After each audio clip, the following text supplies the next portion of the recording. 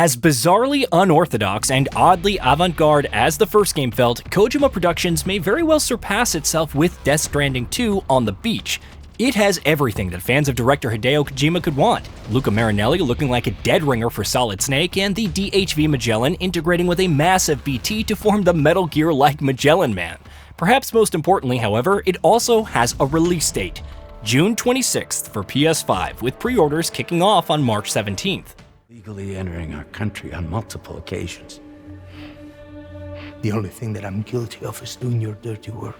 And by way of compensation, we have overlooked your crimes. Ignoring all the Metal Gear inspirations, there's plenty of weird stuff happening in the latest 10-minute trailer, which meticulously balances spoilers with a distinct lack of context. We saw more of Fragile attempting to escape with Lou, but not what happened to the latter, or how Sam will inevitably reunite with her. Tar Man is missing a hand at some point, raising concerns about how much tar and how much man he really is. Tomorrow is seemingly synchronizing with Higgs in an unknown manner, perhaps further hinting at her Doom's condition. A sentient mannequin named Charlie appears, and there's also the mysterious Red Samurai, whoever they may be. Perhaps the only regular character is Doctor, until you notice she has two right hands. Of course, none of that even begins to scratch the surface of what's happening visually. Death Stranding was one of the best-looking games ever made, even when it launched on the PS4 in 2019. It's a testament to the Decima engine's scalability that it looked even better on the PS5 and PC. However, Death Stranding 2 on the beach is on another scale entirely. This thing between us, it was a mistake. No, it was not a mistake. It was not a mistake. Though it's still in progress and things could change significantly, especially with the performance and resolution, especially since graphical modes have yet to be detailed, the trailer is a trove of gorgeous highlights and scenes. The lighting and shadows from the opening scene look incredible, and ambient occlusion is notable throughout the trailer.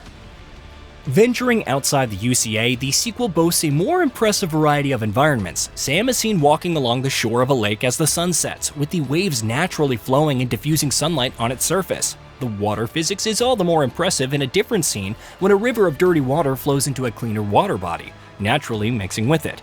More violent instances of this are apparent during the fights with BTs, and it's satisfying to see the difference in viscosity that tar possesses in some scenes. Though mountainous ranges and fjords are very much apparent and look incredibly sharp, there's a distinct amount of foliage throughout. When Sam exits the DHV Magellan around the 2-minute 38-second mark, a variety of vegetation, from grass and weeds to patches of green, is visible. The foliage even realistically parts when he walks through it, though the effect is subtle and there's still a substantial amount that his body is simply just phasing through. The fact that the grass calmly sways with the wind was also noticeable, making an otherwise lonely environment feel alive. Then there's the forest environment, which is briefly shown but offers up an even more lusher variety of greenery with its extensive trees and falling leaves. Atmospherics are similarly impressive, with effects like the Aurora Borealis coming as more natural, and not as chiralium infused as the first games. It's also interesting to note things like fire, which not only creates realistic embers, but naturally deforms the environment. You can see a tree on fire which slowly but surely crumbles before falling. Incredible particle effects are also visible when the dust storm begins rolling in, which also highlights the gorgeous volumetrics. It's a gradual shift until Sam is particularly pelted by shards and dust particles. Even the lightning hitting the car looks sharp, kicking up some sparks in a brief but brilliant flash.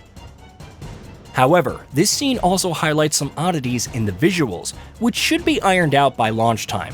Though the vehicles are covered in dust, some of their textures look a little muddy and not quite as crisp when the camera gets closer. You also can't see Sam's reflection in the car's windows. Perhaps this is due to the perspective, the dust covering the windows, or some combination of the two. You'll also notice per-object motion blur, especially during the scenes with fast-moving vehicles. It's not like Death Stranding 2 isn't capable of sharp-looking reflections.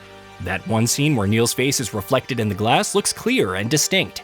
Then again, that is a cutscene, so perhaps the effect is subdued during gameplay. Neither Kojima Productions nor Sony has confirmed if there's ray tracing. Based on the trailer, it's difficult to really point to any specific use of it, especially for the ambient occlusion and reflections. This isn't to say that the feature is absent, since the trailers represent a product that's still a work in progress, regardless of how polished it looks. Perhaps ray tracing is a separate graphical mode yet to be revealed. Given the lack of ray-traced reflections in more contemporary titles like Horizon Forbidden West, it remains to be seen. Regardless, the sheer graphical fidelity and enhanced scale are something to behold. My particular favorite scene is the one where two giant BTs are battling it out, while Sam peppers one of them from the ground with bullets. The muzzle flash contrasts impressively with the darker environment and the impact of punches, with one uppercut creating a spray of liquids. Then there's the scene on the highway at around 4 minutes and 55 seconds, with Sam shooting an enemy while on his reverse strike. It's an impressive showcase for the ambient occlusion, shadows, and environmental effects like rain.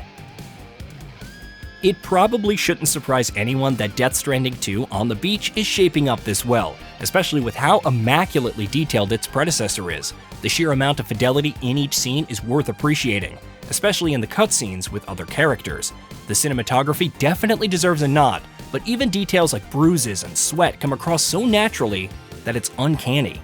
The same goes for the facial animations and movement. Death Stranding 2 is still several months off, and some smaller details could change and even improve.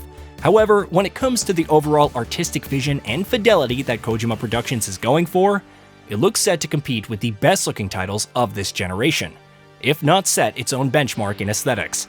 Time, as always, will tell, and we're keen to see what kind of performance and resolution parameters all this brilliance entails.